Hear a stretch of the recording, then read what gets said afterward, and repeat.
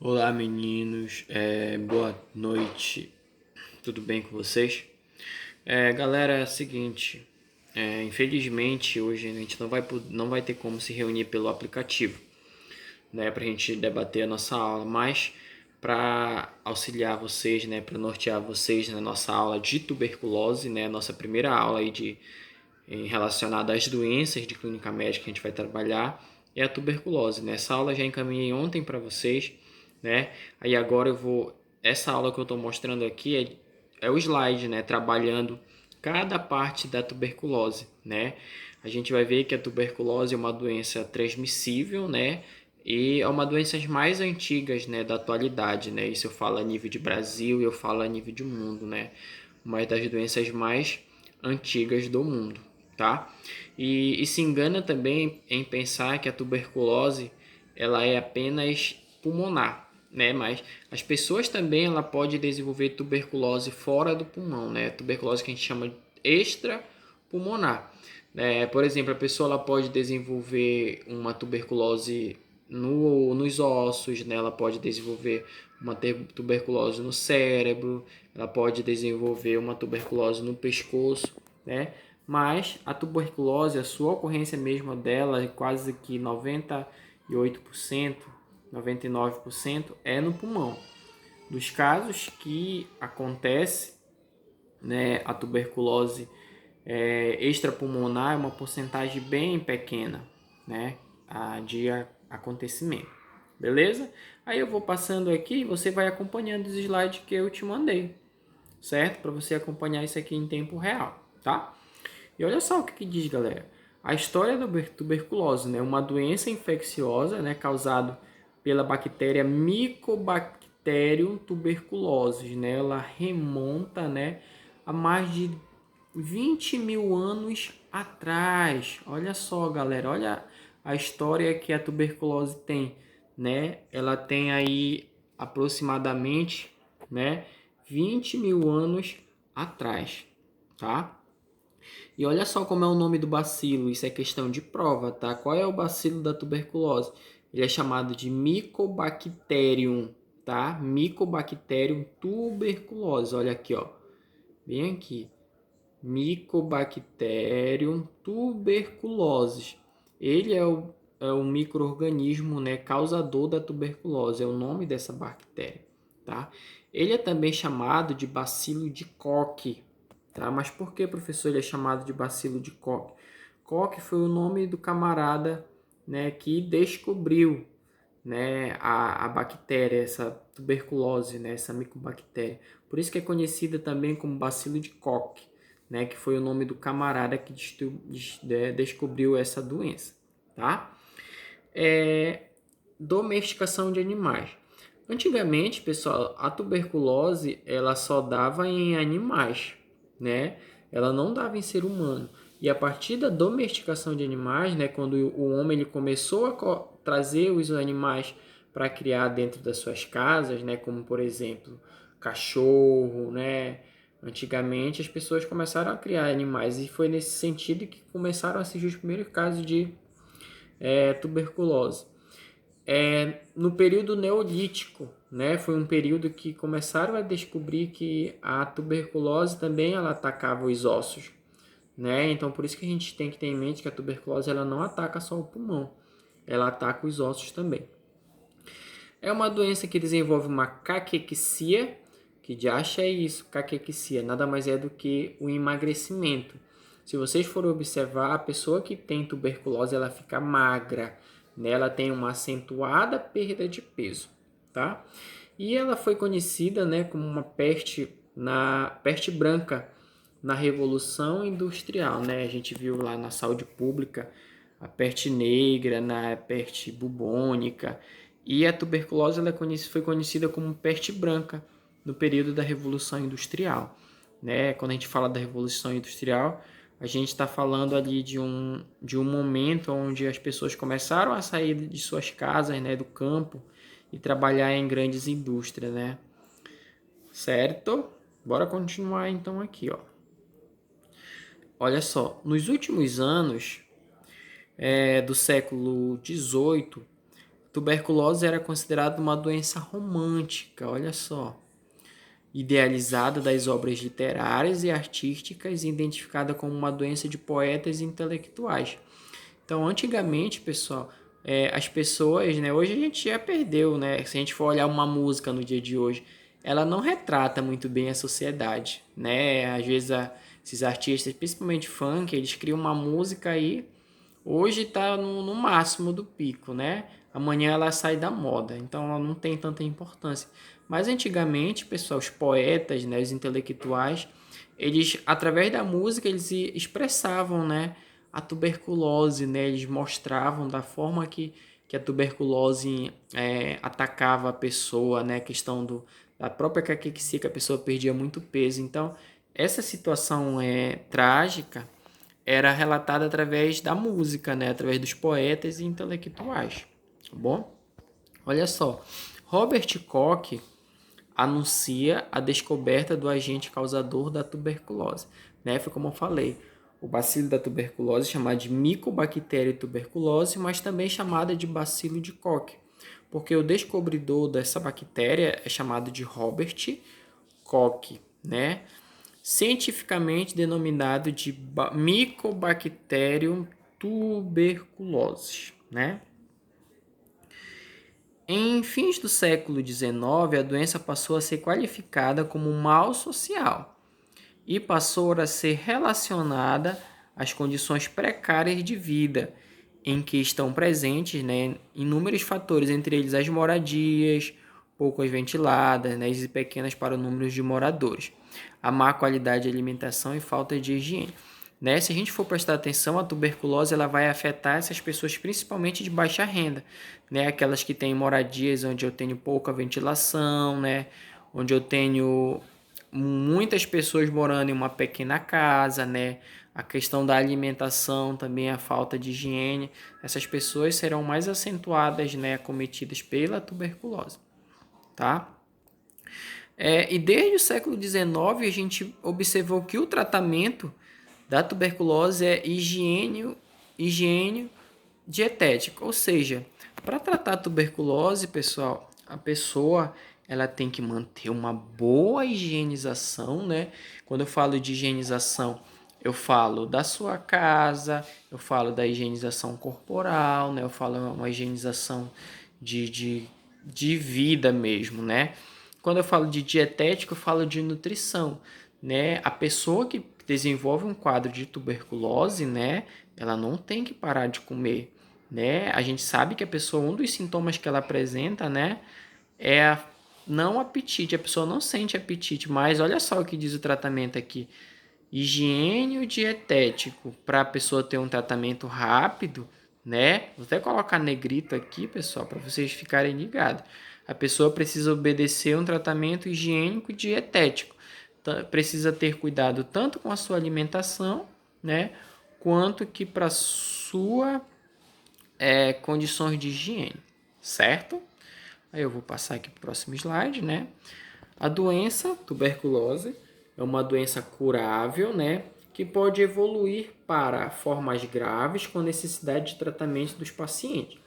Especialmente se essa não for diagnosticada em tempo, pode afetar pacientes idosos, aqueles em diálise e aqueles com infecção pelo HIV ou outros estados de imunossupressão, assim como os casos de doenças multiresistentes. Então, paciente idoso, né, paciente que tem HIV, galera, eles são mais suscetíveis a desenvolver a tuberculose, porque são pacientes que eles têm a imunidade o quê? Baixa, certo? Então, como eu falei, dependendo do quadro de tuberculose, a pessoa ela pode evoluir para um estado grave da doença, né? Às vezes até precisar ser internado numa unidade de UTI, beleza? E olha só, a transmissão, né, ocorre pela a transmissão desse Mycobacterium tuberculose, que é o nome científico, mas ele é também chamado de bacilo de Koch. Então, na hora da nossa prova, se eu perguntar assim, qual é o agente causador da tuberculose? Você pode responder de forma científica, que é o Mycobacterium tuberculose, ou pode responder também bacilo de Koch, né? As duas estarão corretas para mim, tá bom? É provavelmente a doença infecto-contagiosa que mais ocasiona mortes no Brasil. Olha só, é provavelmente a doença infecto-contagiosa, ou seja, é uma doença infecciosa, mas que também é transmitida através de contágio, né? Uma das que mais ocasiona morte no Brasil. O bacilo é transmitido, olha só, isso aqui eu quero que vocês saibam, nas gotículas eliminadas pela respiração, né? Por espirros e pela tosse. Para que se tenha a prima infecção, né? É necessário que chegue aos alvéolos. Se não alcançar os pulmões, nada acontece. Olha só. Lembrando, gente, que o nosso corpo é cheio de células de defesa. Tá bom? Quais células de defesa, professor? Os macrófagos, né, os neutrófilos e eosinófilos são células de defesa do nosso organismo, Então, muitas dessas células de defesa às vezes estão lá na nossa garganta, já podem matar essa bactéria da tuberculose. Então, eu respiro aqui, por exemplo, eu puxo esse ar para dentro do meu pulmão. Só que quando eu puxo esse ar, para mim desenvolver a tuberculose, esse bacilo aqui, ó, ele precisa chegar lá no meu pulmão para ele poder desenvolver a doença. Se ele não chegar no pulmão, não vai acontecer nada, né? Olha só o que diz. É necessário que chegue aos alvéolos. Se essa infecção não chegar aos alvéolos, nada vai acontecer, né? Beleza, galera? Bora continuar aqui.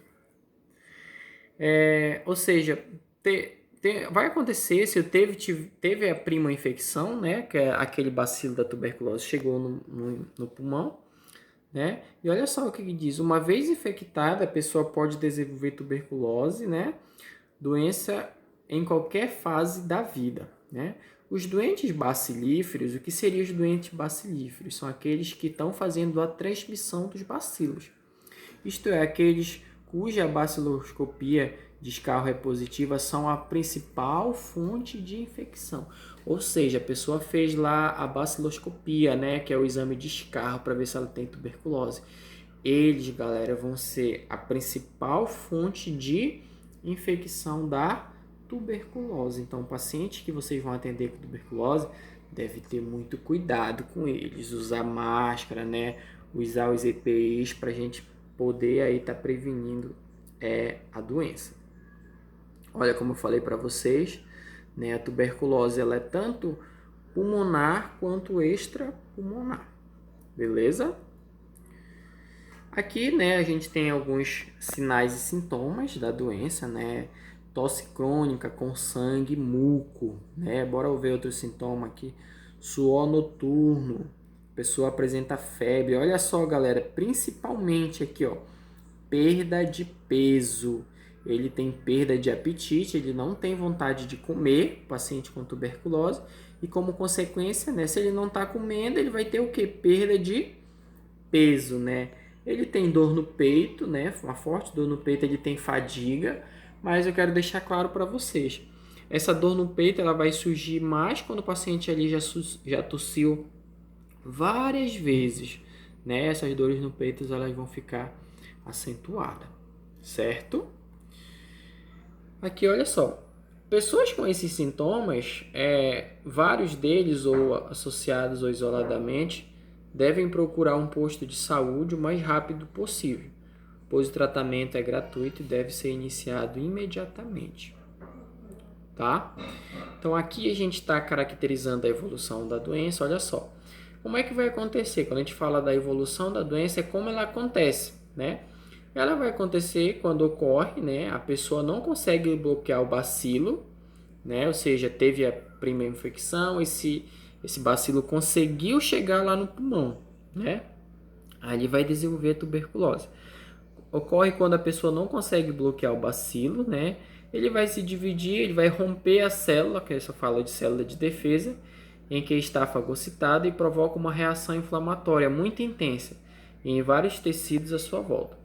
O pulmão reage à inflamação produzindo muco e surge o que? A tosse produtiva. Então, olha só, gente, eu vou até deixar negrito aqui, ó, um dos sintomas, né, ou melhor dizendo, sinais aqui da tuberculose é isso aqui, ó, tosse produtiva. Quando o paciente com tuberculose tossir, ele vai colocar um aspecto de catarro para fora, né? E esse catarro, às vezes, ele vai ser igual uma borra de café, né? Essa borra de café é como se fosse sangue. Quando ele está ali muito tempo tossindo, né, ele vai ter essa tosse produtiva e muitas vezes ela vai colocar sangue para fora. Beleza? Bora continuar aqui, galera. Ó, aí, né, teve essa infecção, os alvéolos dessa pessoa vai ser destruído, né? E como consequência a pessoa vai ter a respiração principalmente prejudicada, né? Olha só, a destruição da estrutura alveolar, formam-se cavernas e vasos sanguíneos podem romper. Por que, galera, a pessoa tosse e vai sangue? Porque paciente com tuberculose, né, pode acontecer alguns alvéolos ali estourar, romper e até alguns vasos também de sangue sanguíneos, né, eles podem romper. Por isso, quando a pessoa tosse, ela pode estar produzindo sangue. Além dos pulmões, a doença pode acometer órgãos como rins, ossos e meninges. Olha só, galera, é importantíssimo isso aqui para vocês. A tuberculose também ela pode atingir pulmões, né? Como eu falei, além dos pulmões, ela pode atingir rins, ossos e meninges. Né? As meninges são camadas que estão protegendo o sistema nervoso central, como o cérebro e medula espinhal. E aqui é uma das partes mais importantes, tá? Eu quero que você fique ligado nisso aqui, pelo amor de Deus, tá? Vou até ajeitar aqui o computador direitinho. Isso aqui vocês não podem perder. O diagnóstico, galera, ele é baseado nos sintomas, tá? Então, o médico vai perguntar lá para o paciente que está com suspeita de tuberculose. O que tu está sentindo? Né? São os sintomas, são sinais e sintomas. O que ele está sentindo? Vai ser feita também uma radiografia, né? Essa radiografia é uma radiografia de tórax, que é uma imagem, né? Um diagnóstico por imagem, onde eu consigo ver a infecção no pulmão através de um raio-x, né? Uma radiografia de tórax. Outra situação que eu posso fechar o diagnóstico desse paciente com tuberculose é a radiografia, né? Ou análise de escarro. Já vi a radiografia e tem a análise de escarro. Essa análise de escarro, galera, a pessoa ela vai fazer uma coleta, né, de secreção, né, de catarro, melhor dizendo. Ela pega, né, eu vou detalhar mais como é que funciona essa análise de escarro mais na frente. Ela faz um teste de Monteau, né, que é um teste epitelial, né? Então, quais são as 3 formas, galera, para me identificar o diagnóstico? Ele vai avaliar sintomas, né? Ele vai avaliar principalmente radiografia, fazer a análise de escarro e esse teste de Monteau. É assim que se fala, tá? Monteau. Eu vou detalhar como é que funciona esse teste de Monteau. Certo? Então, bora começar aqui pelo esse teste de Monteau. Olha só.